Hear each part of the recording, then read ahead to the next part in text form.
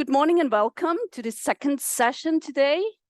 In this session, we will have a conversation about a very interesting and also pressing topic that is super high on the policy agenda at the moment. And not only on the policy agenda, also on the research agenda. So what we will have a conversation about today is about balancing mineral extraction and nature protection and how the EU CRM Act can play a role for the European energy transition. And this discussion and this conversation pretty much links to the lighthouse lectures that we heard yesterday in the afternoon, where there was a discussion about linking mineral production and consumption systems to what we call the global triple crisis on climate, pollution, and biodiversity conservation. And this is not a self-standing unit, this session. Actually, the session is embedded in 3 European projects and is linked to 3 European projects where we also have representatives here today. There is Michael Tost from the SUMEX project. And I see Eberhard Falk for CIRAN and Andy. There is Andy Endel from the resourcing project. And Michael, I would like to introduce you and invite you to the stage to just give a short intro about these projects and how our conversation links and is embedded actually in your research that you're doing.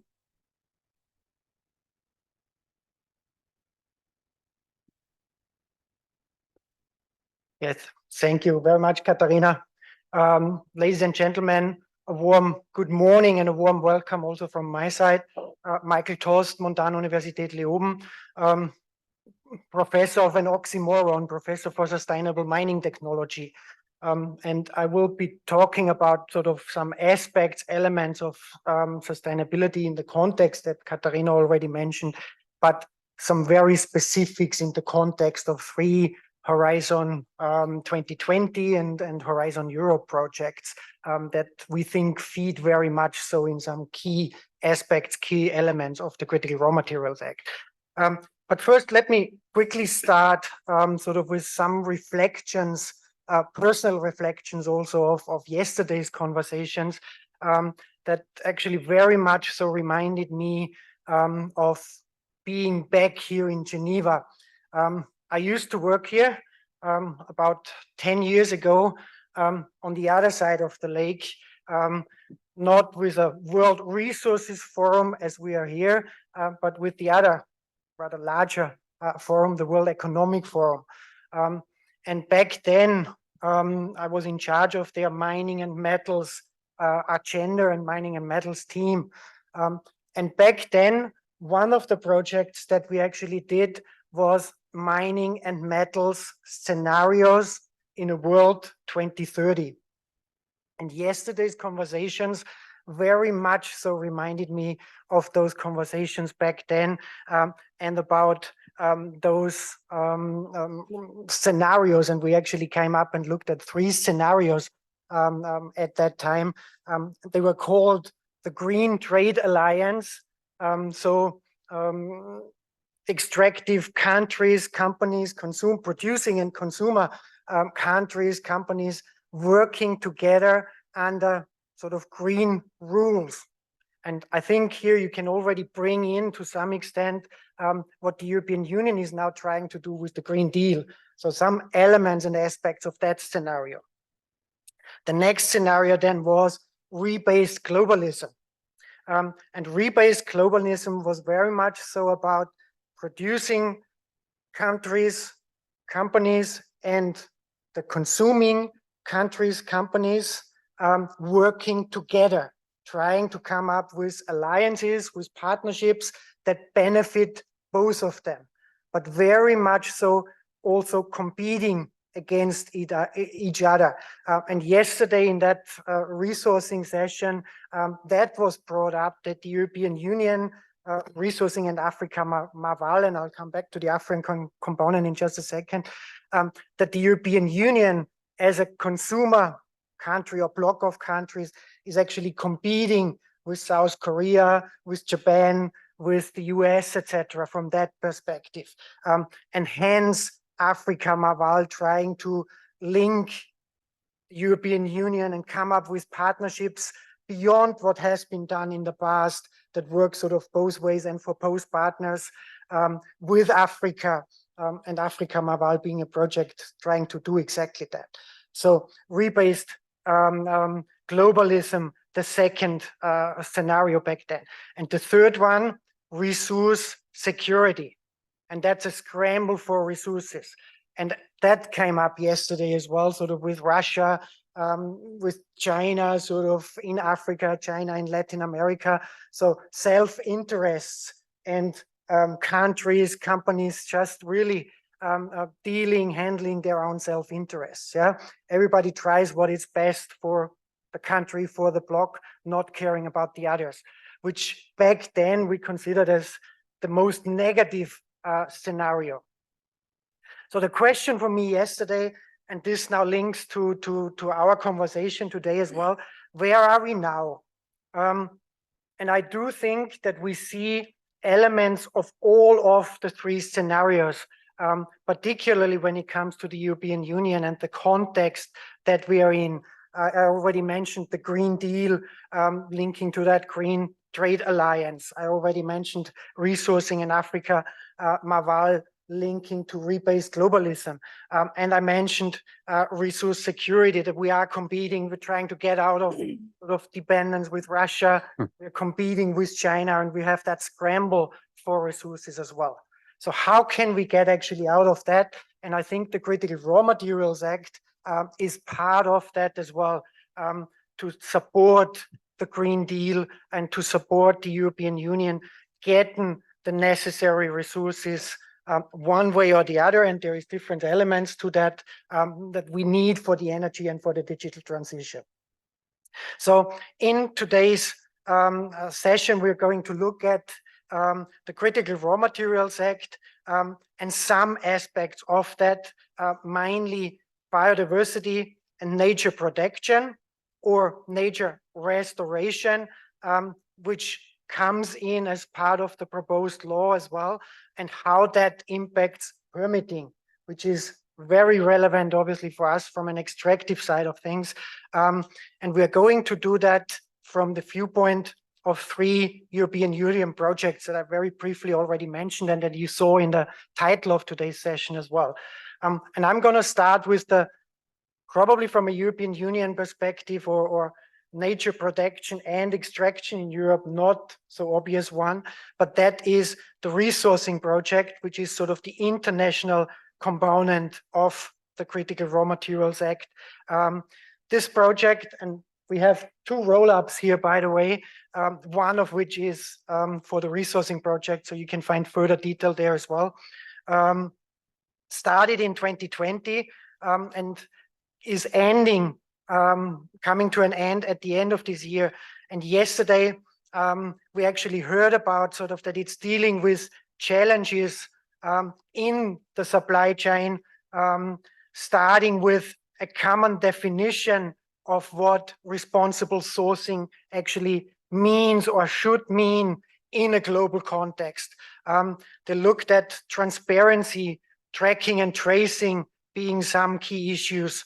And they went all the way to goals, priorities, dialogues that are needed and necessary, due diligence processes that are already on their way as well, some of which in a legal kind of way as well, again, here in the European Union, going this way.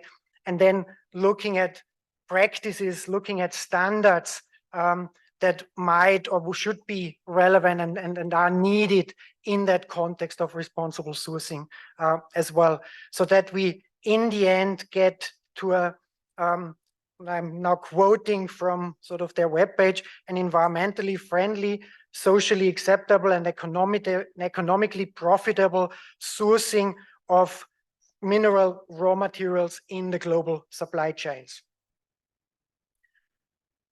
The other two projects are looking at the European Union internally, meaning that we look at the extraction of mineral raw materials within the European Union. And if we want to achieve the goals of the Green Deal, we need more mining, more extraction in Europe as well. I think, again, making the link to yesterday's session, the person from the International Resource Panel showed those slides, and that in all of their scenarios, in all of their assumptions, more mineral raw materials are actually needed. And now we need to look into, if that was the case, we need to change the way on how those are produced, on how they are actually extracted. And SUMEC's sustainable management of extractive industries does exactly that. Started also at the end of 2020, coming to an end now. I actually put some smaller cards, easy for you to take home as well, with QR codes on those cards. So I encourage you to take them. The key links and the key outputs of the projects are described via those QR codes. But one of the key outputs is also shown here on this roll-up. It's what we call the SUMEC sustainability framework. And we tried to come up with a framework describing sustainability way for the extractives, way beyond on what is out there, way beyond also on the EU principles for sustainable raw materials, for instance.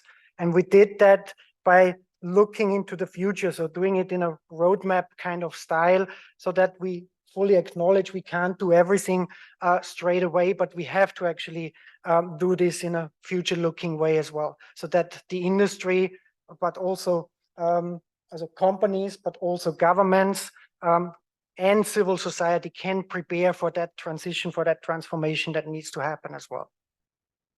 The third project, CIRAN, only started earlier this year, and CIRAN is actually looking at potentially conflicting sort of two societal objectives and needs, and that is this more extraction of raw materials, of mineral raw materials that we need for our transitions ahead of us, and how that actually goes together with nature protection and nature restoration, as I mentioned already before. So how can mining, how can the extraction actually be done without the current negative consequences on the environment? And can it indeed be done in such a way? So CIRAN is specifically looking into this and taking this on now more and more. So in this session today, we are actually looking at this perspective from an EU perspective in the context of the Critical Raw Materials Act, the proposed act, in a way that we look at, and this is where sort of the panel now comes in as well, a short introduction from the European Union, what the intentions are, but then we mainly focus on how are we going to implement those things at the national level, at the company level, but also how is civil society going to, or is civil society thinking about this at the moment. So those are the things we hopefully will look at in this session in a bit more. So thank you very much for your attention, and I'm looking forward to getting your input and feedback throughout the session as well. Thank you. Thank you. So thank you, Michael, for setting the scene. And I just try to wrap it up and bring it now to the panelists. So what you already see is that we are actually dealing with a super complex policy problem on balancing competing policy interests. And what we are dealing with is two very interesting and super important policy streams of the European Union. On the one hand, how are we dealing with mineral resources that are sourcing also our transition towards more sustainable societies, on the one hand, why we need those resources, critical resources, and now we have the strategic important resources that are actually on top of those ones. And on the other hand, we have this other very important policy goal of the European Union, which is now embedded in the nature restoration law, aiming for improving, restoring, recovering biodiversity and habitats. And we already heard yesterday, again, with the triple crisis, pollution, environment, climate, and biodiversity, which are the three big issues that we have to deal with. Looking at the numbers, this is also necessary. What we see is that more than 80% of the urine habitats are in poor condition. It's not like an add-on, it's fundamentally necessary that we're taking care of biodiversity and habitats. And what we also saw yesterday, if you remember with the pyramid, that natural resources, biodiversity is really the fundamental basis for human well-being. So, and if we let that sink in a bit, we also see that actually this is a big challenge that we are facing. And what Michael already said, it's not only for society, policy, administration, it's also for the companies. How are we dealing, or how are you dealing with balancing those different demands on different levels, on scales, and also from different perspectives? And this is what we're going to discuss today. And how are we going to do this? Yesterday, we had a pretty much straightforward conversations here on the panels. And today we want to do it a bit different. Today I'm inviting all of you to actually join the conversation. So we will do a first round of statements to kick off the conversation. And then I'm inviting you in. Please pose the questions, challenge my panelists, challenge their perspective, and let's get into a conversation. And it's not only the audience here, we're also inviting the audience online, because I heard we already have about 100 participants online. How are we doing online? 120 persons online. Michael is so nice, actually, he's checking the Zoom chat, also bringing the questions in that are coming from the online session. Who am I? I'm your moderator. My name is Katharina Gugerell. I'm a professor for land use planning at the University of Natural Resources and Life Sciences in Vienna. And I'm a visiting associate professor at the University of Johannesburg too. And those two I'm representing today here. But whom do we have here? Our main actors today. My panel. Let me start with the lady on the other side. We have Miss Linn Andersson. Hi, Linn. Hi. Welcome. Thanks for coming down from Sweden. Yes. You had a long trip here, I heard. Yeah, I took with some many time. stopovers. Thanks for being with us today. Thank you for Linn, she's a general manager at the copper smelt in Rönnskär, Boliden. She has extensive experience in the mining and metal industry, working in the industry, also in leading positions for more than 20 years. Boliden is well known for primary and secondary materials, in particular production of copper and other important metals needed for the energy transitions and green transitions and technologies, and also one of the world's largest capacities to recycle rematerials. I heard you're recycling up to 2 million cell phones per day, is that correct? It's correct. Wow. And also Boliden, what Boliden is doing is lowering the carbon footprint. You're producing low carbon copper, reducing CO2 emissions to half of the regular production, I heard. Yeah, yes. Which is quite something. Welcome, Linn. I'm really happy to have you with us today, and I would ask you for your opening statement. Thank you. Should I have it here? Yeah, or if you want to stand up, No, I can. whatever makes you happy. Thank you so much for having me here. And I will bring kind of the business or the company perspective into this area. Boliden supports, of course, this commission and the increased efforts in handling the climate change and the reduction of greenhouse gas emissions through this Critical Raw Material Act. We see it, of course, that the way to go forward through it is of course highly dependent on the supply of sustainable raw material, both the critical one but also the strategical ones. Boliden's view on this transformation is that it must be based on the development of better techniques, but also the incentives of profit.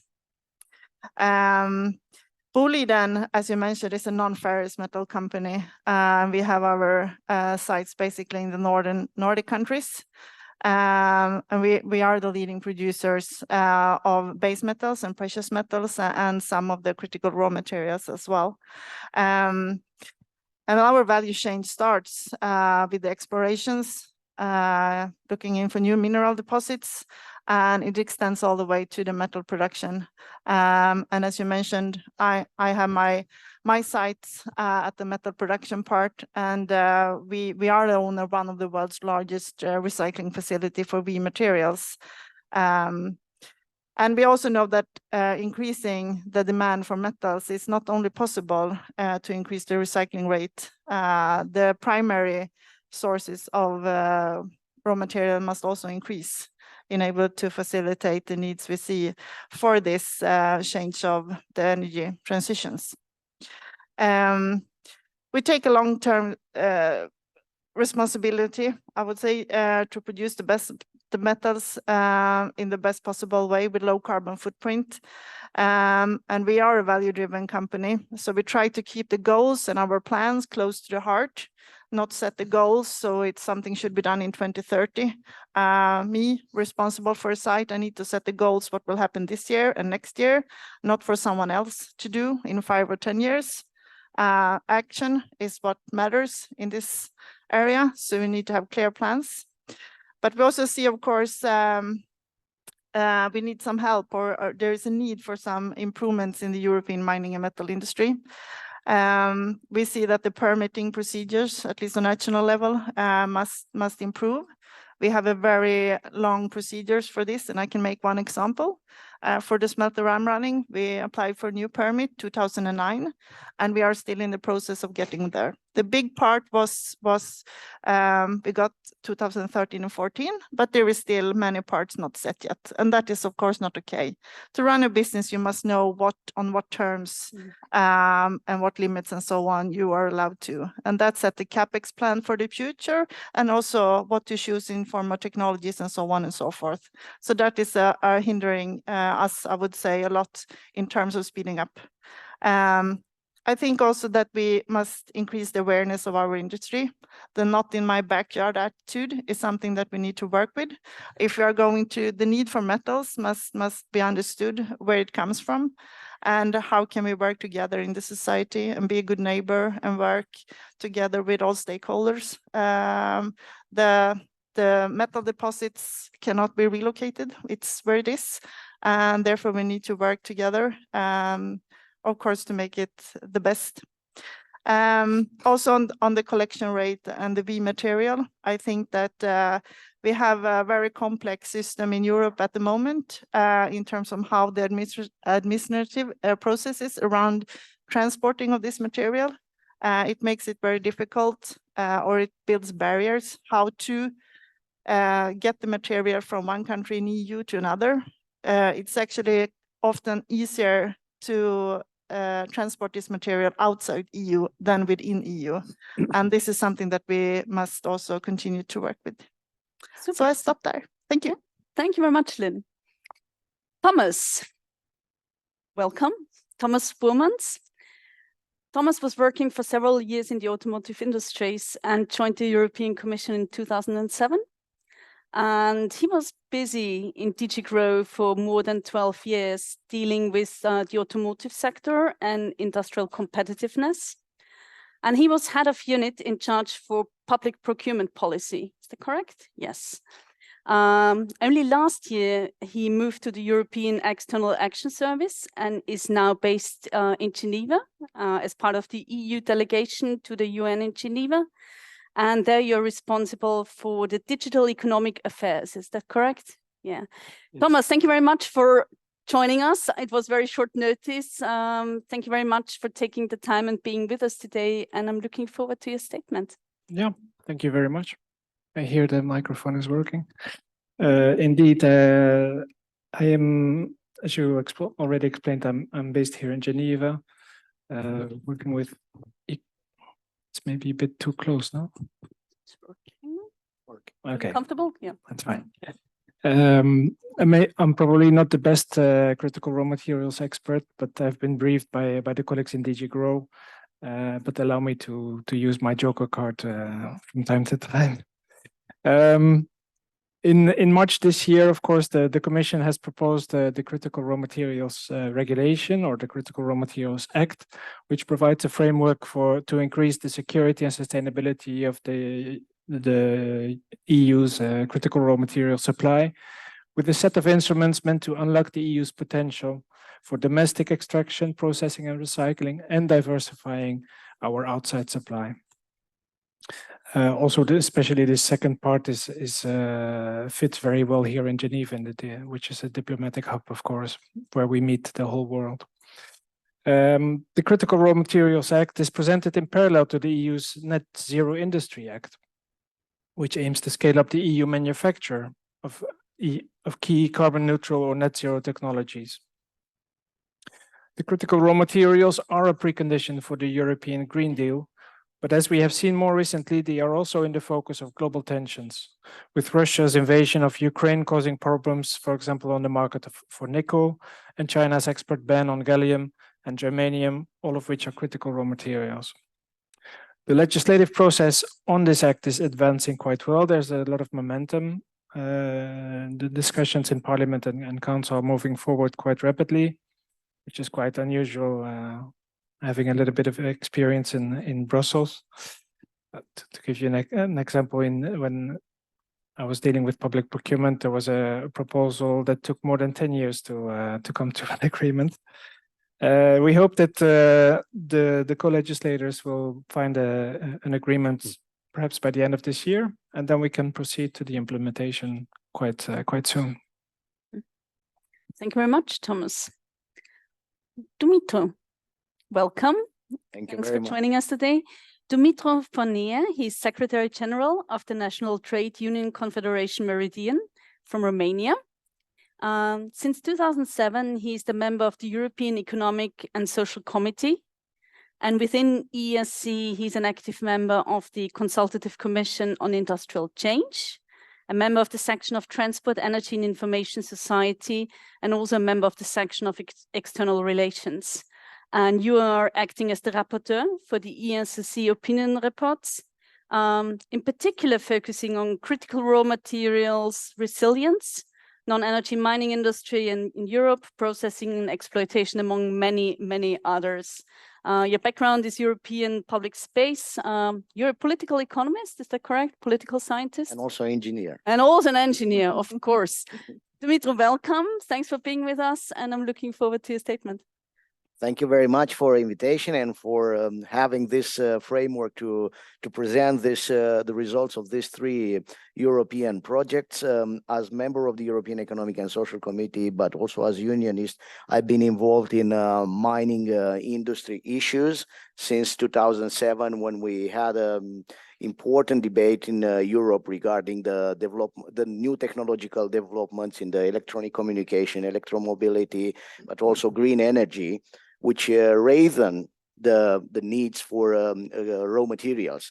We started to work on raw material initiatives together with Euromines, where the European Association, Corinna Heberstreit, at the moment with Mr. Verheugen, which was the commissioner on the file. And afterwards, we put in discussion the issue of innovation in the sector, and finally we arrived to the conclusion that we need to improve also the critical and strategic raw materials, because in the United States was a study which has been done by the United States Academy regarding the criticality and strategicality for certain raw materials, and that was the context where we start this discussion. Now we have a document which is proposed by the European Commission, which is very good. It's the maximum that we wanted in 2007. Now, of course, will be the issue of implementation. We have a benchmarks which are very important for decision makers, but now remains to see if the member states will act in this regard. Our particular experience in Romania, it's not the best one, but we know that Sweden, Finland, Spain, even Portugal, in Bulgaria, for example, they can be considered like good examples, and with some developments in this respect, the domestic pillar. But in some countries, like in ours, in Romania, we had a lot of problems regarding the mining industry. You remember Roșia Montana Gold Project.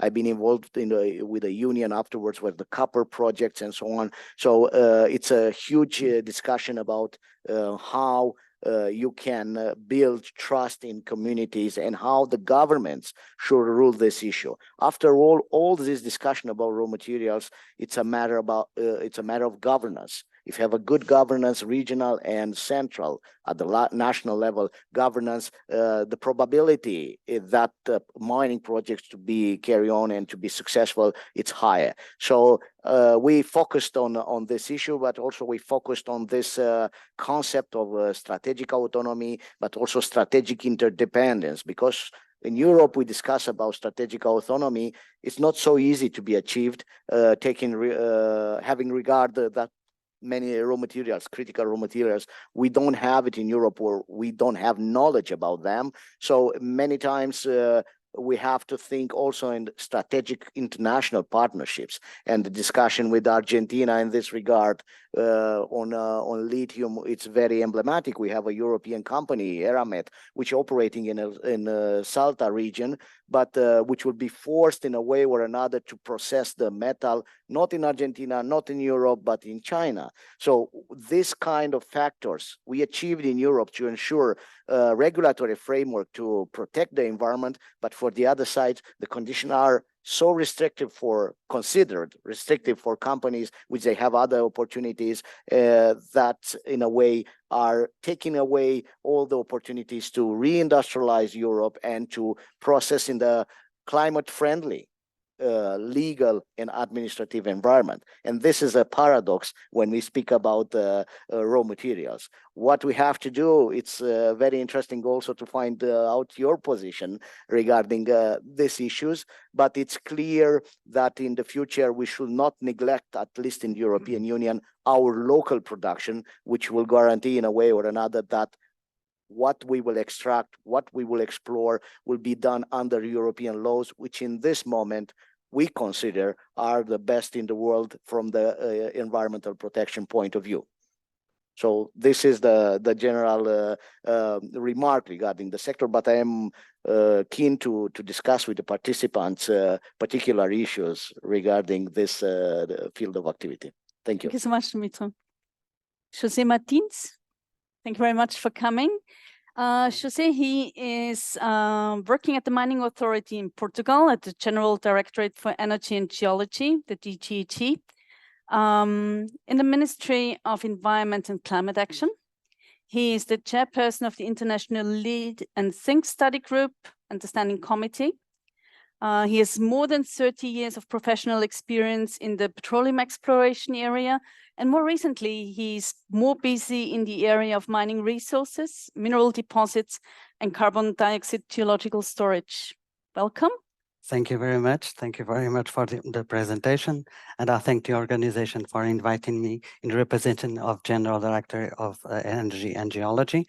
I would like to start a brief presentation of what we are. We are the Mining Authority, as Katharina has said, and our mission is to contribute to the design, promotion, and evaluation of geological resources, policies, and activities in a perspective of sustainable development, economic, environmental, and social pillars, and ensuring the security of supply.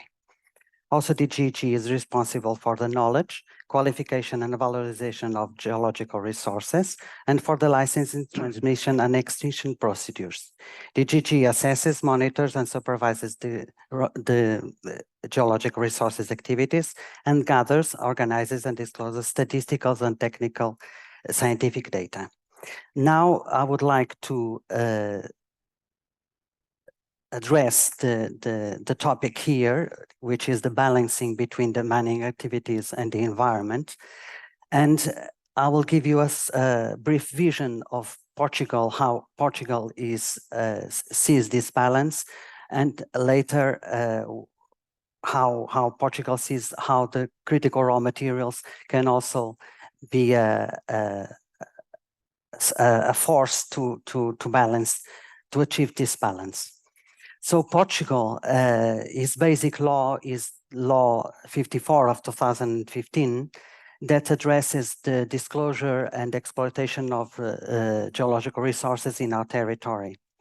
And recently, there was a new law, Decree Law 30 of 2020 was published, So it's a very new one that addresses the mineral deposits in Portugal and the exploration and exploitation activities. And it has been amended by a law also in 2022. So it's a very new decree law regulation, and it's based on the green mining standards, which means the sustainable, and how we see this happening. For instance, we have the plan of work has to be duly certified. We hear all the public entities that have competences like in territory, like in environment. We are in close articulation all the time with the Portuguese Environmental Agency. There are exclusion of some sensitive sites in Portugal, and the concessionaires are demanded to have an environmental landscape plan and also a closure plan. So this decree law is based in three main pillars. First of all, the high standards in environmental practices together with the economic value of the deposit. There's an axe of participation, engaging in participation with all the stakeholders and the public, especially the municipalities where the exploration or exploitation plan is supposed to happen. And a third axis, which is the distribution of the economic benefits to the state and also to the municipalities and their populations. So we see the engagement with the stakeholders as one of the most important bases for developing and be able to have exploration and exploitation activities in a transparent and informative way.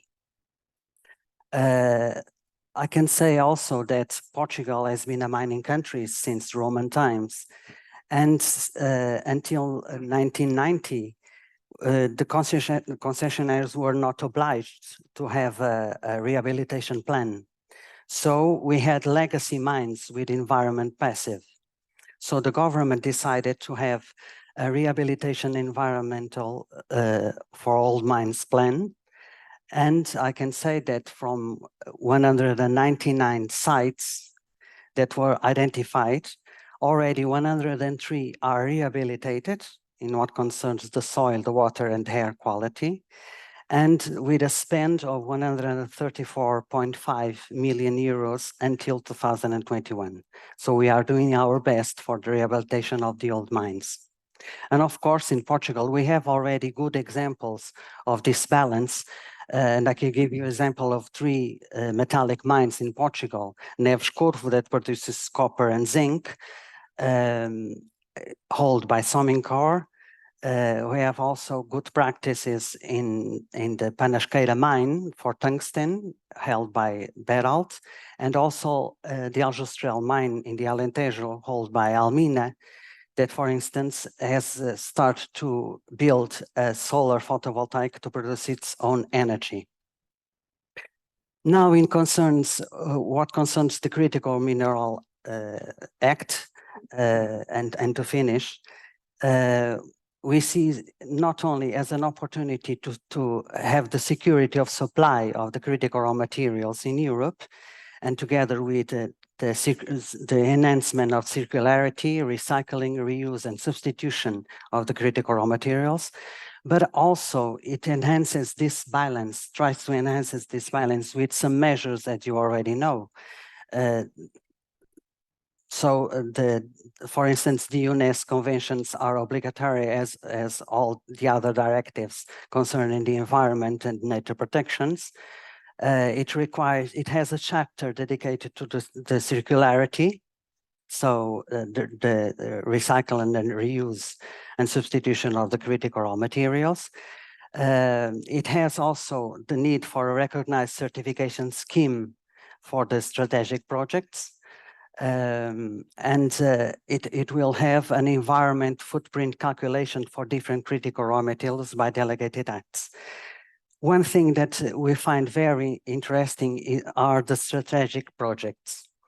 So the strategic projects are not only be able to enhance the supply, the Europe's security supply of critical raw materials, but it will also enhance the sharing of good practices, not only from the environmental point of view, but also social and labor rights.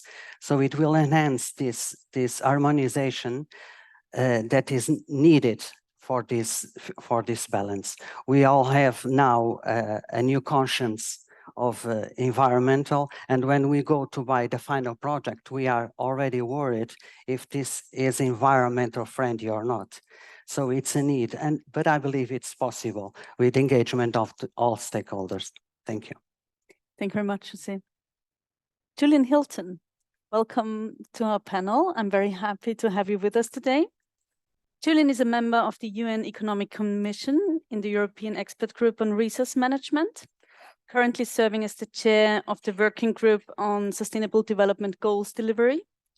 Julian also played a very important role in creating the UN Resource Management System, UNRMS, that was presented actually here at the World Resources Forum in 2019 already.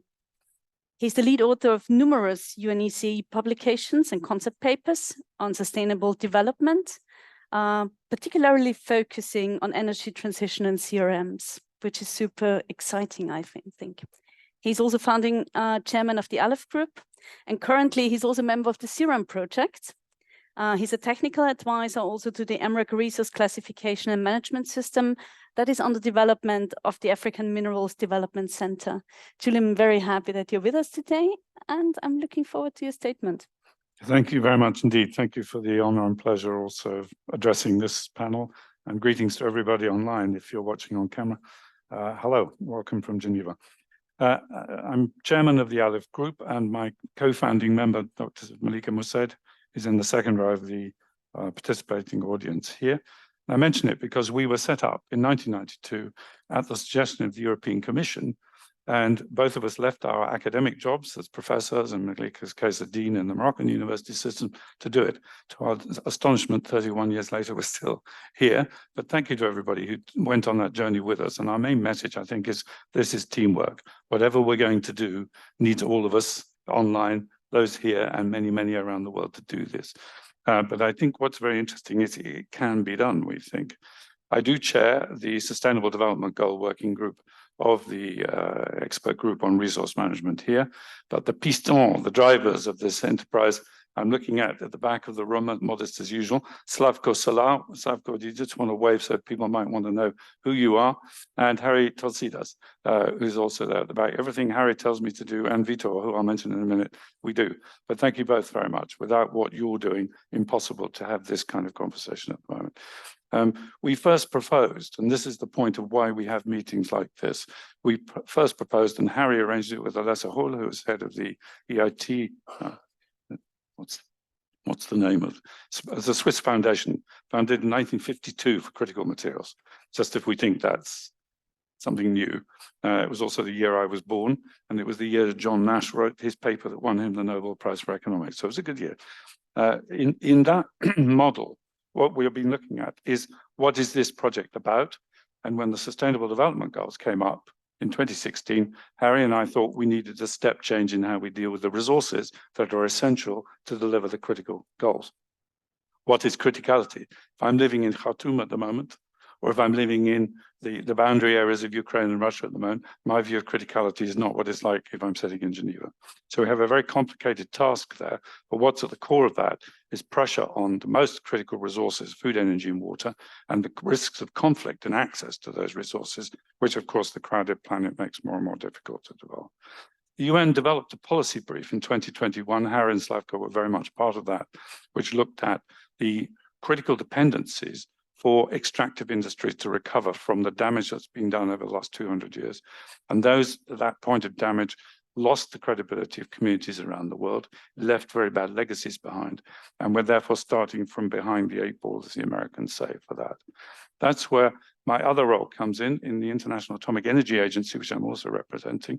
We deal with residues, tailings, recovery of raw materials into the economic value chain. And that's another point of conversation some of you may wish to have. The CERAM project grew out of all of this, and representing Victor Correa, our coordinator, and Eberhard Falk. Well, Eberhard, if you just want to wait for you, they are the bosses of CERAM. So please get to know them and talk with them if you want. But we're also, having talked to Miguel here, this little row of projects is very important because, as our great physicist Isaac Newton said, we all stand on the shoulder of giants. And one of the giants is here, SUMEX. And what this points out to me is we are not here as individual competitive individual projects with our little CERAN logos or our hats. I was talking to the colleagues, we want a CERAN rollout that's 2 millimeters taller than theirs. So we got, if you've seen The Great Dictator, you remember Charlie Chaplin has Mussolini and Hitler going up in the barber's chair to see who can have the highest shave and haircut. We do not want to play in that game, but you can see these themes of competition and its damage potential have arrived at that point. So what are the 3 points we're trying to deal with? Restore public trust. How do we gain the trust of people who want the smartphones for Linn's business? And do you really process 2 million a day? Yeah. How many people in Sweden have 25? I'm teasing. My head started to spin on that. We need to have, and this is in the policy brief, and it's part of what we're trying to do across the globe now to avoid conflict minerals and all the rest of it, trackability and traceability. Can we track the molecules? Where are the resources going? And if molecules can be tracked, we're tracking the money. But we need to track molecules and money simultaneously because that will erase just one number, $82 billion per year. $82 billion per year are estimated to be lost in the African region through illegal movements of resources and monies, which is more than all inward investment and all donor money put together. Now, I picked that up because that's the number that's in the policy brief. It could be any other part of the planet. I don't want to be under any illusions. That goes on here too. And probably Geneva's processing a great deal of where this money goes. So we've all got to be very, very careful when we look in the mirror what we're looking at. Final point, we need to put this into a circular economic context. And one of the reasons we're still in business 31 years after starting our business is we discover things by looking at the world and saying, what lessons can we learn from it? What we're learning at the moment, and most of our work is in commercial consulting and R&D with governments and large corporates. And I'm talking about projects where the investment level is $40 to $60 billion. That's what we do in our work. What we have found, to my surprise, is that if you go through the circular economy transition and do it properly, life gets simpler, not more difficult than the linear models that we've inherited. It gets easier. Now, I'm surprised, that's why I mentioned this here. But if we persevere with it, and we commit to working out how to go circular in the right way, and most of the countries that we're talking about in the South do this naturally because they've always done it. They've not forgotten how to do it in the way we wastefully have. So my final advice is, and I hope this picks up today, if we can commit to working to that, we have a chance of pulling this off. Thank you. Thank you, Julian. Oh, wow.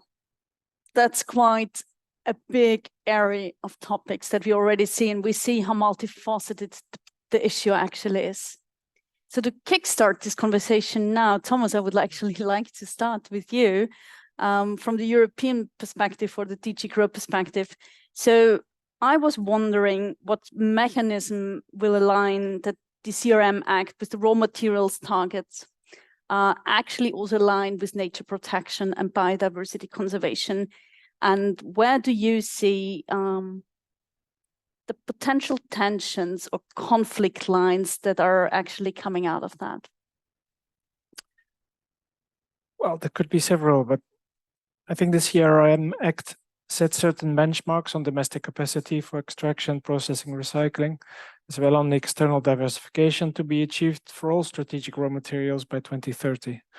And these benchmarks provide a measurable KPI for the overarching objective of making the EU supply of CRMs more resilient. All measures contained in the CRMA Notably, the support for strategic projects through streamlined permitting and access to finance are meant to contribute towards these objectives. And certainly, increasing domestic extraction and processing capacity will imply certain trade-offs. Environmental impacts are unavoidable if we want to consume raw materials and realize the green and digital transition, but they can be minimized by keeping the tradition of strong environmental regulation and community involvement that you already mentioned that we have in Europe.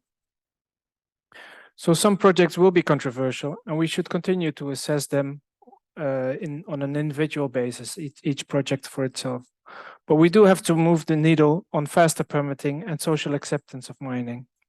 As without new projects in Europe, we will continue on unreliable and often dirty imports, and thus export our problems. At the same time, we should not forget that the main driver of our rising raw materials demand is the energy transition. Electric vehicles, batteries, wind turbines, solar panels, etc. This transition means moving out of fossil fuels and into clean energy, which relies on temporarily more minerals and metals extraction. But we should get a fully low carbon and circular economy in the long run, which we will also try to support through the CRM Act's circularity provisions. That's it. Thank you.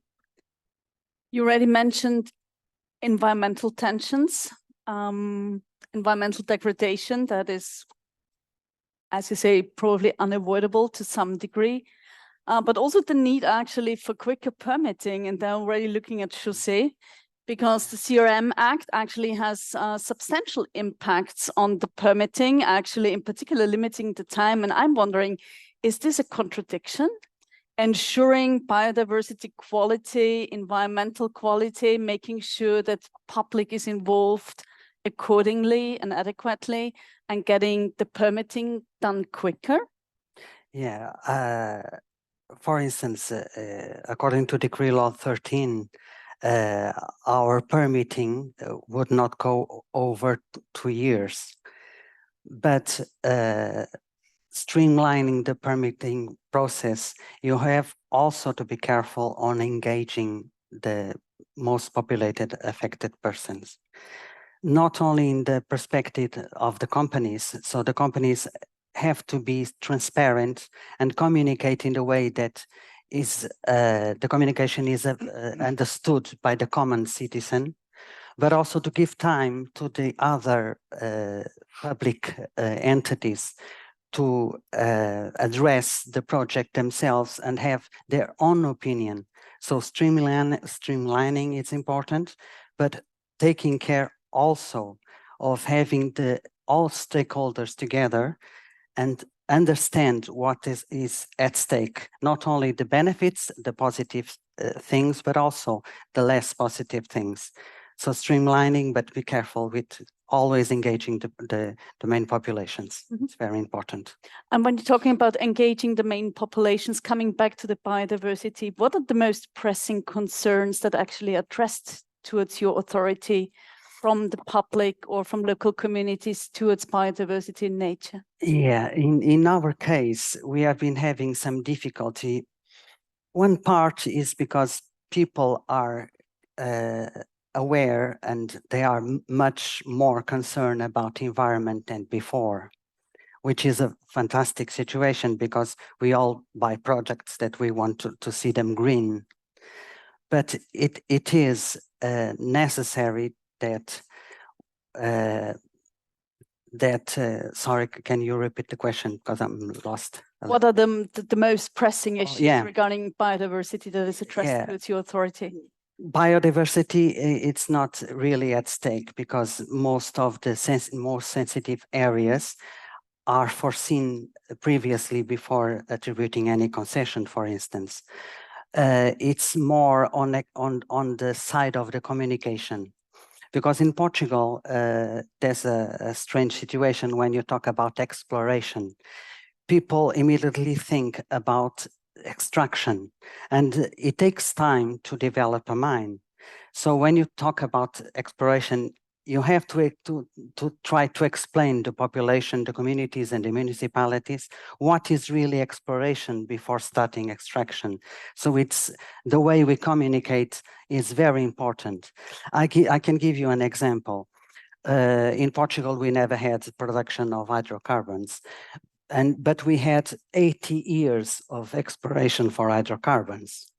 And we had a company that was in the south of our country for 14 years. So, and they never had a problem with the population. And why? Because they engaged with the population. They called the population to see what they were doing. They had sessions to explain. They had a way to communicate, addressing particularly cases when they came up. So they stayed here because they engaged with the populations where the activities were being developed. I think that's the most important things to go through. Julian, are you satisfied? Well, I'm very satisfied in the sense that I think what you've described is the reality. Because if I look at the southwest of the United Kingdom, where we have tungsten, copper, and things like that, I think, in fact, your dating of Portugal's mining from my previous experience is understated. I think it's 5, 10, maybe 15,000 years. And that's certainly the case. They have very ancient mining in the southwest of the UK as well. And otherwise, mining is not a new activity. What we've observed, and that's where I could introduce my co-pilot on the Siran work package, Ludwig, just wave your hand, Ludwig Hammond, from previously is now with Proman, but previously worked with Autotech, that you'll be familiar with, Linn. I think that if, as one of the great professors I worked with in Huelva, Spain, said to me, observe what nature does. And he's looking at why has the river Tinto got a pH of 2 or something like that. Well, it's natural. Now, we would look at the river Tinto and say that's polluted by human beings. It's not. It's a unique geological feature. And if you observe then what nature does to deal with it, nature's actually very good at it. And what we've started to see as the secondary raw materials market comes in, observe what goes on with these so-called wastes. And it's nothing like as bad for the most part as what we've been told, because the word waste immediately sets up horrible things, particularly if it's radiological waste in some sense. But as a result of that, your point about communications, it seems to me, is absolutely fundamental.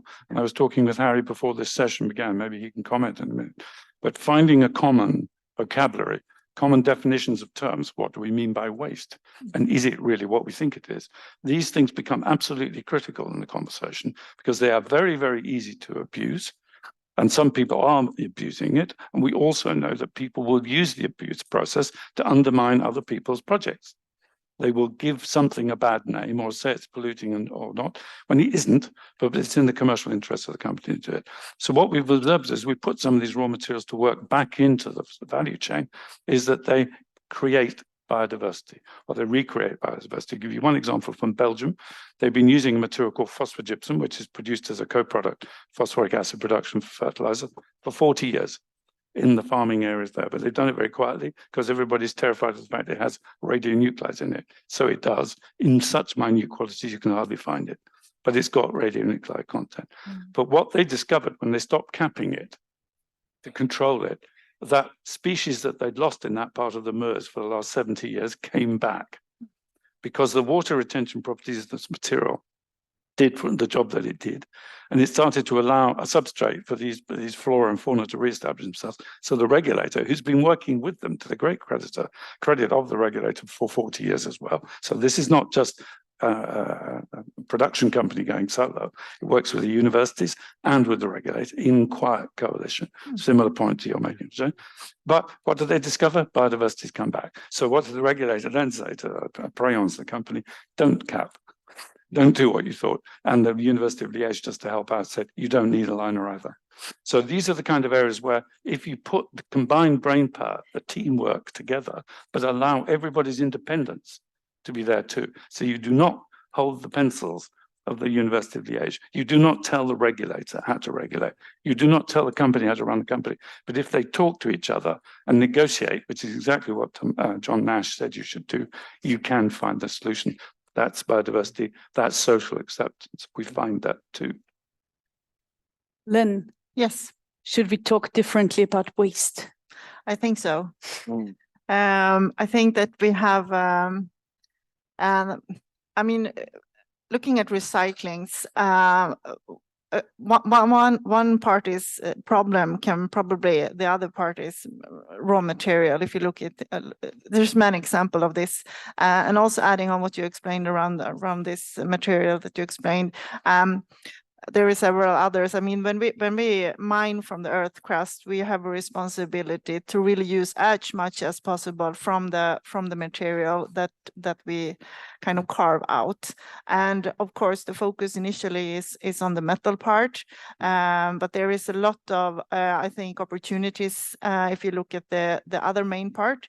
There is a lot of at the smelter, you produce the metal, but you also produce what we call the slag. And that is a material that has many possibilities that can be used in the society and replacing other virgin materials in ballasts, for instance, in road construction and railroad construction and so on. And it should, of course, be of the right environmental properties, so you're not creating another problem, but there is a possibility to increase what we see as a raw material in terms of, and what we don't see in waste, and also in terms of for instance, that type of material in some countries that is seen as a raw material, in other countries seen as a waste.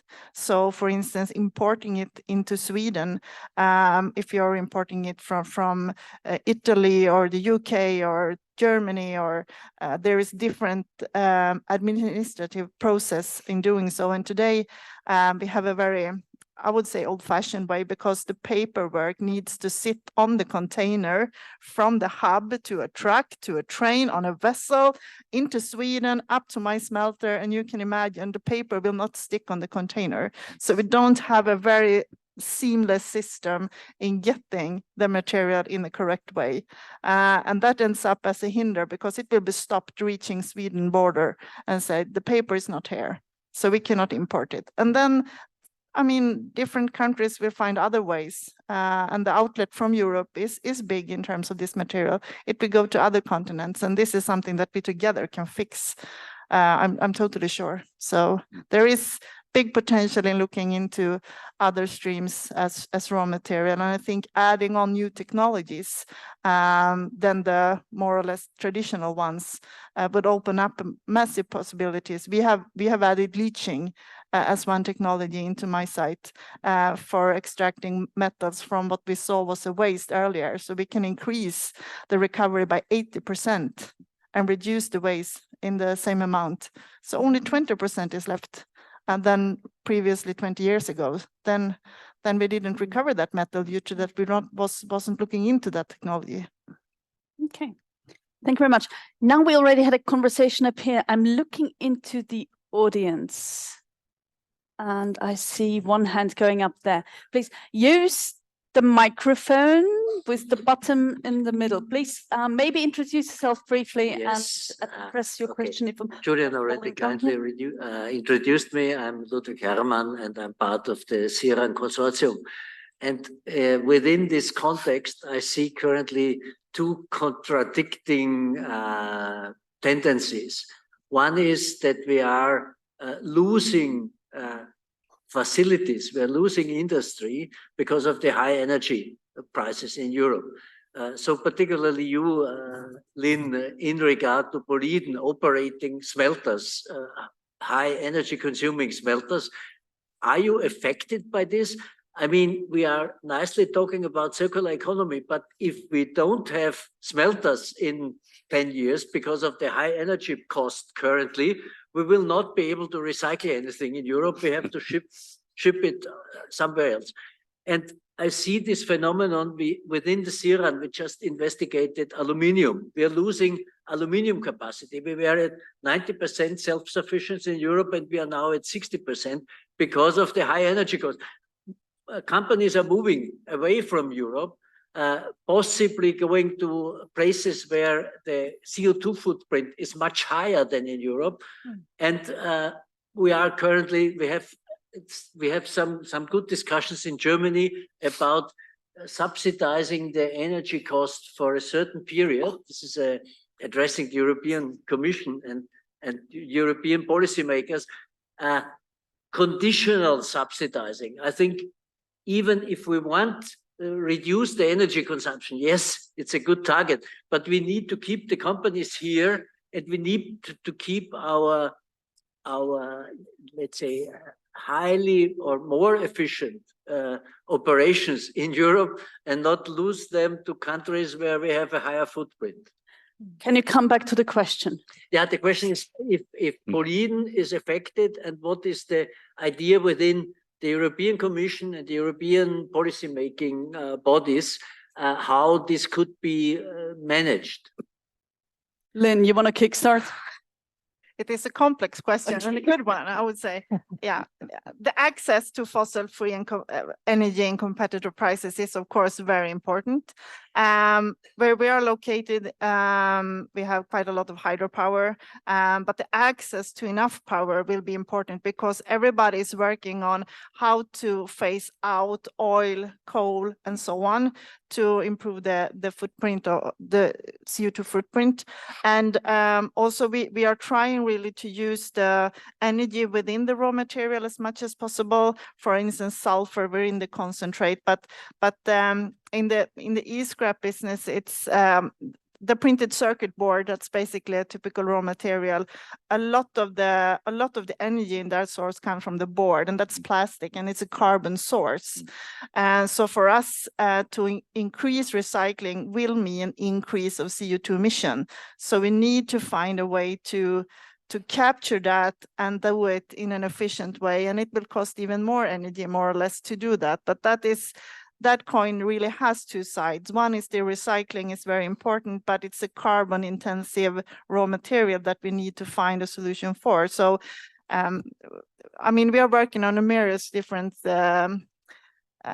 activities to handle the cost for all energy sources, and access to electricity will become even more important, because that is kind of a key for us to electrify even more within the mines, at the big trucks, for instance, but also at the smelter, obviously, and also to use waste heat to the public municipality for heating of houses and so on in a larger extent than we have done previously. So, Dumitru, I already see you agreeing. It's very important discussion, the level playing field, because we built in European Union a framework to protect the environment, the legal framework. But in the meantime, we developed also a network of free trade agreement all over the world. We have more than 30 free trade agreements.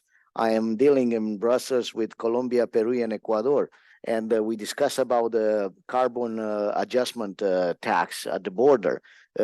It's important to be sure that after this free trade agreement, we will not have trends as happened in Mozambique, for example. You have a free trade agreement with Mozambique for certain products, and you find out that the Chinese company will invest in a metallurgical capability. So it's obvious that will be much cheaper and more advantageous for certain corporation, economic organizations to ship these metals and products in Europe. So, of course, from one side, Europe, it's a little bit hypocritical in everything it's doing. The citizens, they said, we don't want to have pollution and so on. In general, if you speak mass media and so on, we accept the idea that we have a better environment like before, like previously. But now we see the effects. The effects are on the price. You have to pay for this. You cannot ask to other region of the world to take the burden of the bad environment and to expect to have nothing. So I think it's important to strike a compromise in our approach, and indeed to not deindustrialize is what the trade union are requesting, and saying to make a compromise and say, okay, we have this level playing field. We are fighting for a clean environment, but in the meantime, we have to be sure that our capabilities are staying in Europe. So that will be a guarantee that we will protect the environment, we will respect our commitment in the world, and finally, we'll respect the interest of the European citizens, and the other side, we will be respectful with the environment of other countries, because this is the problem. The demand didn't went down for these products and services, but we just switch the geographical place where they are happening. So it's a real problem, and I think we have to be very keen in the future and to insist more on the free trade agreement, on the trade and sustainable chapters, which already are introduced by the European Commission within, but should be effective and applied in all the dimensions that we are following, even as civil society organization, because we are part of this free trade agreement. But it's taking time to realize how important it is. Thank you, Dumitru. Michael, you have questions from the digital audience? Yeah, there is a number of digital questions or online questions. Linn, you actually already answered one by coincidence, but that was about tailings and waste and how Boliden sees them going forward. I guess the next one, or it's actually two that I'm combining now. José, that one goes to you. And the question goes in the direction whether or not and how nature protection and environmental projects and issue at the local level impacted the new mining legislation, and then whether or not there were any meetings with local communities that fed into the new legislation as well. Oh yeah, the new decree law demands that we have that not only the national authority, the mining authority, but also the companies to engage in sessions and public participation before the licensing and as well as after the licensing.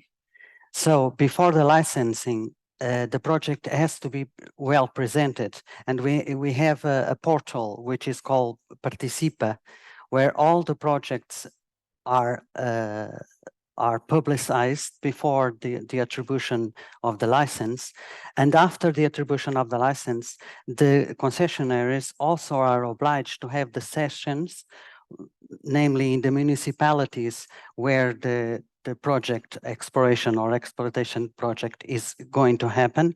So these sessions have already started, mainly in non-metallic mineral deposits. So this decree law is being applied, and it takes into account the transparency and information that is given to the stakeholders and general public. Michael, was the question also on the CRM Act? Oh. No, that's okay. Portuguese legislation. Fantastic. There is one question in the back. I also see the gentleman here in the front, but I would like to hand over question to you. Maybe you introduce yourself briefly. Yeah, well, my name is Marcel Vester, Program Manager for the Resource Wende. Thanks for this discussion. I would like to take you to maybe a different paradigm. As far as I understand, the Critical Raw Material Act is about ensuring supply of resources for the European economy, so that the economy can keep on growing. Now, I was in another session this morning about sufficiency, which is more not about ensuring supply and increasing supply, but maybe on the other side, demand management. To what extent do you think you should take that into account, sufficiency and demand management, and ensuring that we actually degrow, or whatever term you would like to use? Yeah.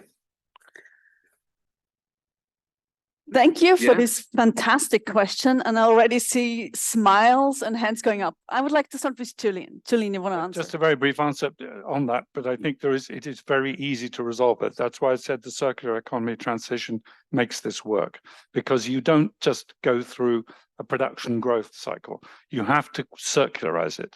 And at that point, sufficiency, resource use efficiency becomes absolutely critical. And it's estimated across a lot of different platforms that the resource use efficiency may be as low as 10, 15% at the moment, and that can grow to 80%. In other words, we don't need 5 new planets. We can make this planet 5 times more efficient. So these are not battles between growth and sufficiency. They are combinations that need the equilibrium of both. That's why we think that Nash economics is so critical to this whole thing, because that's a negotiated win-win transaction. And this isn't sort of just nice marketing speak win-win. There is to this, as with banks, the concept of you're too big to fail. This is too big to fail. Therefore, we are all stakeholders in that, and we are therefore responsible for our piece of criticality, whether at the big level or the small level. That's where the two pieces meet.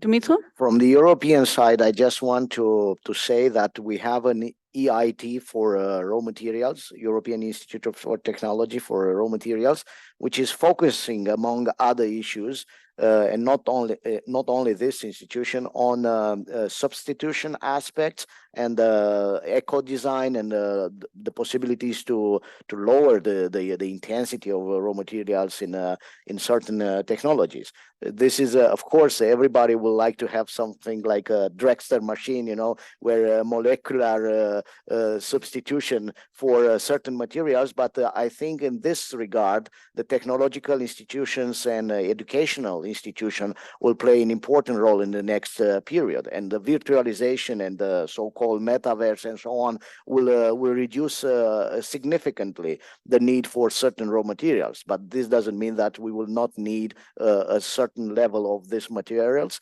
And this is the reason why we discuss more now about critical and strategic raw materials and not in general about raw materials, because we need all of them. But the quantities, we have no clear image how much will be this. Our voices will say that even will be an increase if we'll go in total virtualization. But are a lot of schools in Europe which are dealing with this to decrease the consumption wherever it's possible, but to increase the knowledge and innovation, you know, to focus on other direction in order to achieve our goals.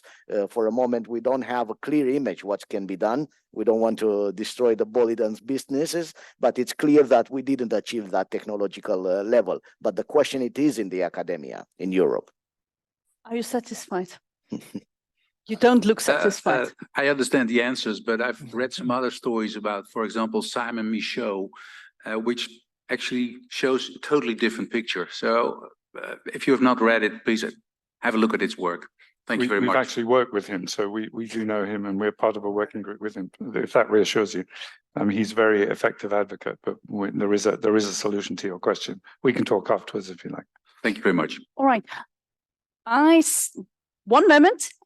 I saw the many hands up, but for a gender equality perspective, I will hand over the question to the lady here and then go back to the gents. Thank you. I hope that the lady knows which button to press. She did. Otherwise, she would need assistance from the male community here. You are.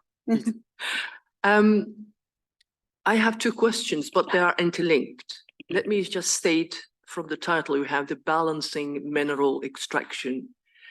Would this debate lead to some sort of live case studies to show how that balance can be achieved or not achieved? Now, question number two is related to stakeholders. I'm interested in communication and stakeholder mapping. When you think until now, some people struggle by not being able to distinguish between waste and co-product and a resource byproduct until now, don't you think it's high time that stakeholder mapping at a high level to take into account the interests of all the parties, including the industries that feel threatened by the evolution or even hurt the circular economy? Are my questions clear, or? Is the question clear? It is. Thank you. Who would like to respond? Less smiles. It is clear, but we have to understand that our legislation in European Union was not very clear until now.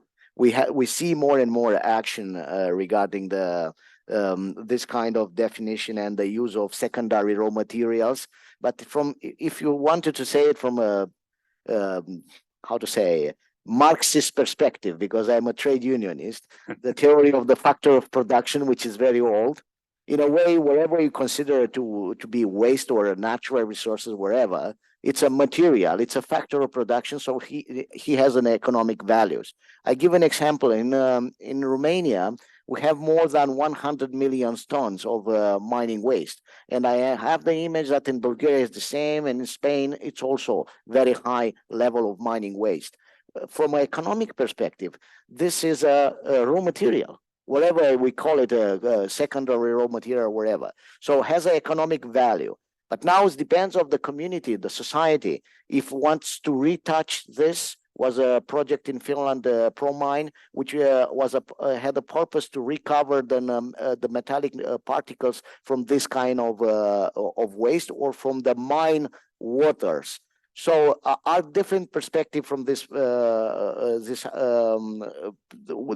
viewpoint, but it's important if we give economic value to this secondary raw materials or waste, or we treat this as a penalty. We treat them as a danger for the community, for society, and somebody has to pay the price. The polluters pays. It's the principle in European Union, and this is the first incentive to protect the environment. The polluters always should pay, and if he pays, it's clear we can do something with the money that we recover from this operation to protect, to conserve, to preserve the environment. For the other side, it's about the consumer's responsibility, and that it's a long story where the consumer can be motivated to consume less or to use better the resources. And we have some example, but I think it's overpassing the subject. But indeed, it's a real discussion about this in the circular economy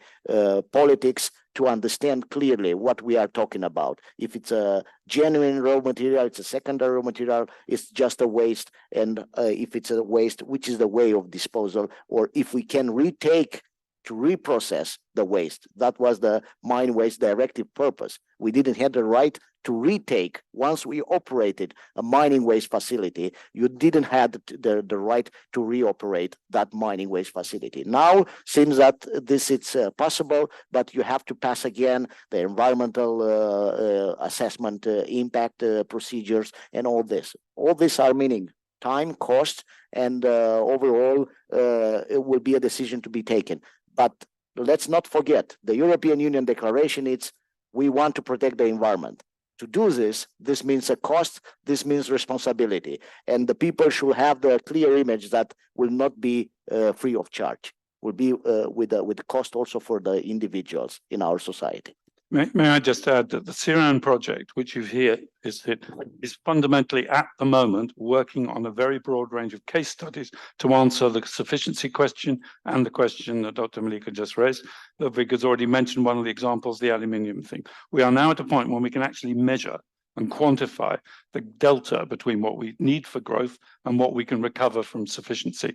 And we're now starting to see ways of quantifying and specifying where that can be done, how that can be done. It's not just we should be nice and friendly to each other. Here is what you do, here's what you do, here are your targets, and it's progressive. It's not going to be switch a switch and it all goes, but we're doing it now. If you want to work with us on that, you're very welcome. Thank you. So I had a couple of more questions. There was a question here. Eberhard, you had a question too. And I think there was also somebody in the back. So now it's up to you. Please go ahead. Thank you very much. This is Linn. I'm actually representing the steel industry here. We are based in the UK and we are a certification authority for the steel industry, operating more than 46 countries. I have actually two questions. One is slightly a general question. As you know, CBAM is on the way. We will be having the first transition period, which will be starting at the end of this year. The first question is how CBAM will be affecting the EGRM Act. And my second question is, are you measuring the stakeholder feedback after the Act is in place? Especially I'm talking about the steel industry. We got a representative here for copper, but I'm pretty sure you observe one of the biggest industry, which is steel industry based in Europe. Thank you. Thank you. Who would like to? Thomas? Yeah. I also wanted to pick up on the other remark about subsidies, because subsidies is a little bit of a bad word in Brussels historically. But I think you will agree with me that the times have changed quite a lot, and that in the last couple of years there's much more acknowledgement of the fact that, I mean, just to go back a little bit, subsidies in the beginning, of course, we were focusing on the internal market and the effect of it on the internal market. But I think there's much more impacts of implement policies on the outside and but that time is gone now. I was going to mention also CBAM indeed as one example of this, and I think the critical raw materials is another one. About the interlinkage between the two, I'm not sufficiently aware of the CBAM to really give you an answer on this. But I think both of them they go quite a lot in the same direction by rebalancing the external and the internal impacts of our EU policies. On your second question, it's general practice in the Commission, of course, to follow up and to see the implementation and have a close link with the stakeholders to see how this works on the ground, and also to prepare eventual revision after a few years time. Thanks. Eberhard. Yes, thank you. It wasn't actually really a question, it was a part response to the question here in the back. From the perspective of the CERAN project, notwithstanding the fact that I have a bit of a problem with this concept of sufficiency, because it's a very value-loaded concept. In CERAN, we try to embed possible resolutions of this question of balancing mineral extraction and nature protection, which are human needs, by embedding those into the so-called DPSIR framework, which some of you might be familiar. So drivers, pressures, states, impacts, and resources, that has been used, for instance, by the European Environment Agency to look at environmental impacts in order to justify extractive projects. So to get an idea, do we really need this material, and do we need to extract it right here? I mean, of course it occurs here, but do we really extract this resource, or can we get it from somewhere else? So balancing the different interests, needs of society. So maybe that's partly response to your question. Thank you. Thank you, Eberhard, for the comment. We're already running out of time, and already saw Michael giving me signs that I should wrap up. But there was one more question, one gentleman patiently waiting. Please go ahead. Thank you very much. I'm Hari Tulsidas from the UN Economic Commission for Europe. All the panelists identified the problem. We know the problem, triple crisis you mentioned. The solution is quite vague. We have kind of direction with circular economy approach as a solution to the triple crisis, but we have not reached at that sweet spot where we can make circular economy work. Lithium batteries, for example, if it is new batteries, you can ship it through boundaries to the place where the customers can use it. But once it is used, the chemistry is not changing much, but it becomes an hazardous waste. You want to get it recycled somewhere else, you have to pay millions of dollars as deposit, you have to take permits, you have to take a lot of things to make that happen. And people are very much afraid of touching anything that is labeled as a waste. So Julian said about common terminology. This is one of the terminology that should be removed from the lexicon of resources, waste. And I would like to know your opinion on how that could be possible. Julian. Or just make a brief comment to the colleague from the steel industry. I mean, what we found in practice is that the industry's got often ahead of academia and anybody else. So our work package, and I will talk about it, and we're very happy to talk to you about it, is very much about answering your question, measuring it and seeing what the KPIs and things of that kind are. And I think in that regard, you can teach us more than we can teach you. But if you're happy to work with us over the next couple of years, we can work together to get that particular metric right. I think that's going to pick up Harry's point, because in these conversations, industry needs to be there. But one of the things we've also noticed is the role of associations of industry. fertilizer association that we work with is working now on green ammonia for better nitrogen production. It's also working on phosphogypsum uses. And what we've learned in that is that the industry individual players don't know about the good practices of the other individuals. So that intra-university cooperation, sharing knowledge and information about this kind of thing that Boliden's clearly leading on is vital. And the transformative effect that has in the confidence of the boards and their investors, and we haven't talked about ESG financing, but we all know that's in the background, that helps the boards make investment decisions because they can point to real examples, if not in their own company, somewhere else that will stand up and say, yes, we can validate this. And the validation point is where I think the UN comes in. That's why it's the UN RMS and not just RMS. If the UN is willing to stand up to that, difficult as it will be, then is there somewhere on the planet we can go to all of us and say, who could we possibly trust? Probably almost nobody, but we've got a small chance of trusting if we can get the UN retooled and rejigged to do it. So that's the other piece. It's in effect, it's the public version of the association model. There is, and Switzerland's good at that. It's not centralized, it's cantonal. And there is something about the logic of the Swiss referendum principle, which we need to learn a lot more from than we've done, I think. Thank you, Julian. I think I have to go to the final round if I see, or if I look at Michael. And I have prepared a special final round for you, a little bit. Let's see if we can catch them by surprise.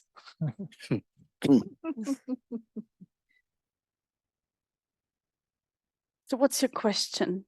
You have one free complaint and then let it go.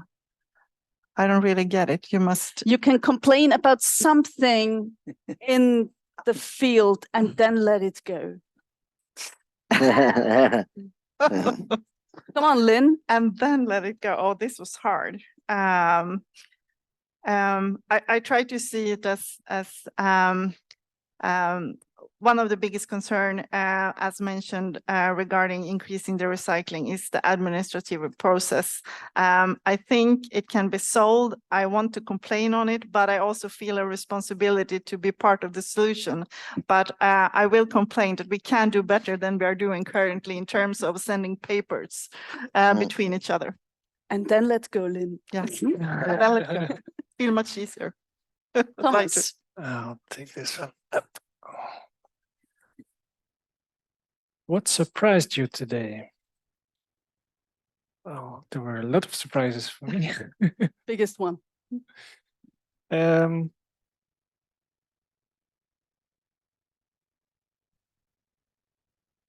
one thing I wanted to say is that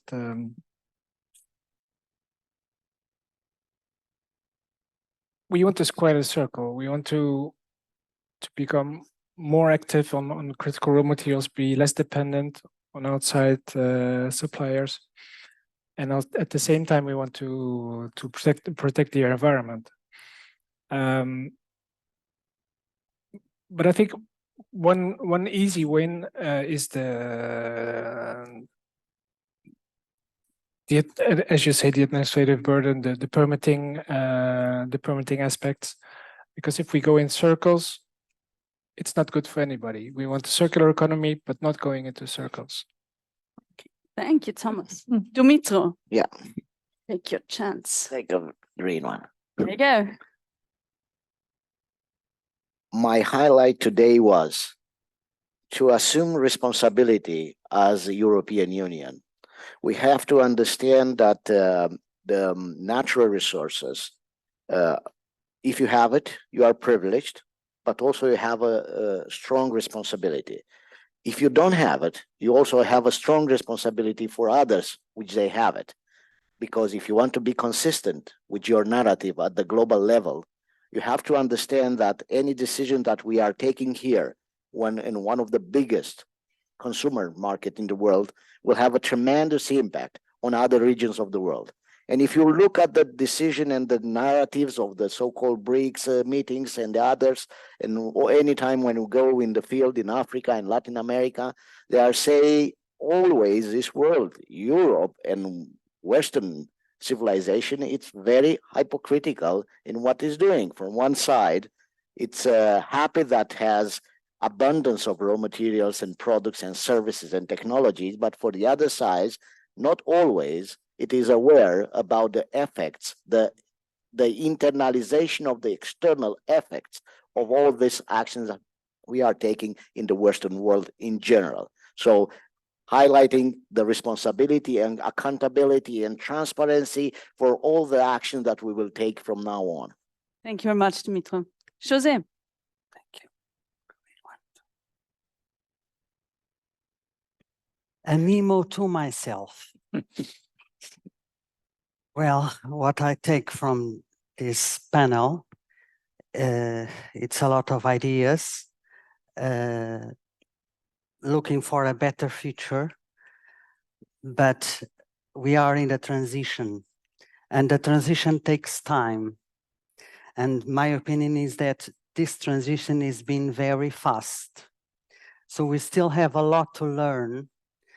So we have to create mechanisms to balance this mineral extraction, and not only mineral extraction, throughout the value chain. Because we cannot talk only about extraction. We have to talk about smelting, refinery, and the production of the final product. It's all a huge value chain, and this takes time to achieve. I believe we can do it, but it will take time. That's my memo. Thank you. Julian. Before I look at it, the answer to everything, if you've read The Hitchhiker's Guide to the Galaxy, is 42. 42. What gave you energy today? Well, 42, quite obviously. What gave me energy today is what I'd hoped for in this meeting, that this is a meeting of equals. It's always a bit structurally embedded that we're experts and you're not for some reason, but I've often sat there as here. And I feel very honored to be one of this team here to work with you. But that's why I mentioned the story of 2019 and back further. These do have an effect. And sometimes you left and there's a euphoria of it, and then you have the following day, the buyer's remorse, so we talked a lot and nothing came out again. Actually, things are coming out. But having the ability to have conversation with people you've never met before, who can validate something that you're doing, is the single most useful thing I've found, because it's that independent, unexpected confirmation, the independent availability of resource I didn't know existed, but doing something similar, the Steel Association, for example. That's what we need to hear, because suddenly that saves me years of work. And that's a very good thing. So that's given me a lot of energy. Thank you, Julian. And for the final one, Michael, you as one of the hosts, you also have to.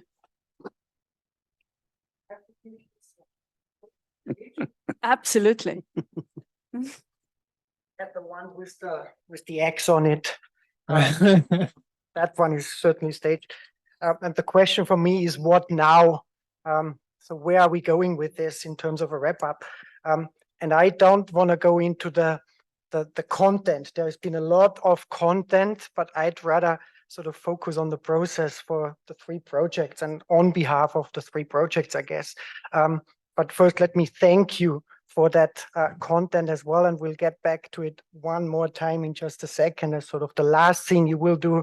There is one more round of content creation, actually.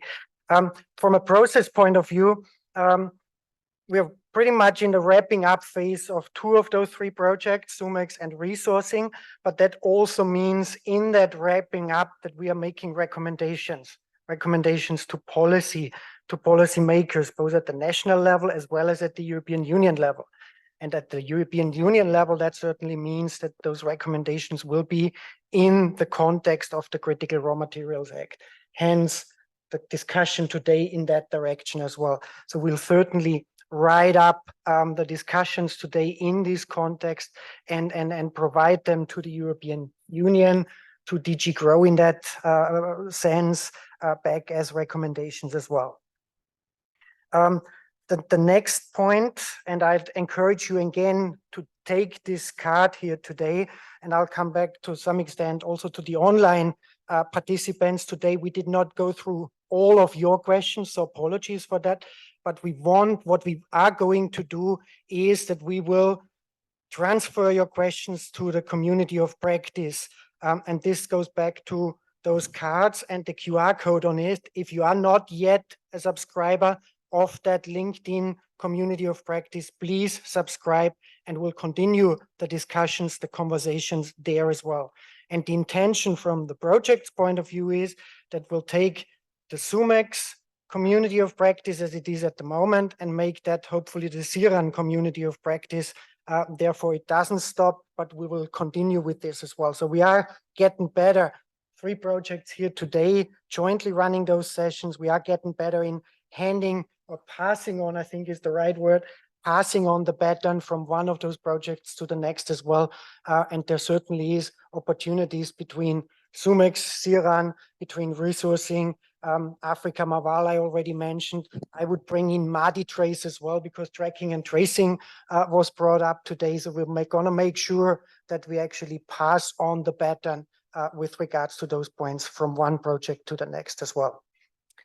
So I think I'll leave it there also in the interest of time, and I'll hand back to you for one last thing that we want you to do as well, please. Thank you, Michael. Please feel invited. Join the community of practice on the LinkedIn page. Join the conversation. We're very much looking forward to welcoming you there. So we continue what we actually have started today and what gave us energy today, and to just do what we are supposed to do. Steffi, please provide us feedback for the session today. There is the QR code for the online audience. I think there is also somewhere the menti.com. You can also log in with the numbers over there. Please provide us feedback. We would be very happy to get to know what you think about the session. Finally, I want to thank the panelists. A big applause. Thank you very much for joining us today.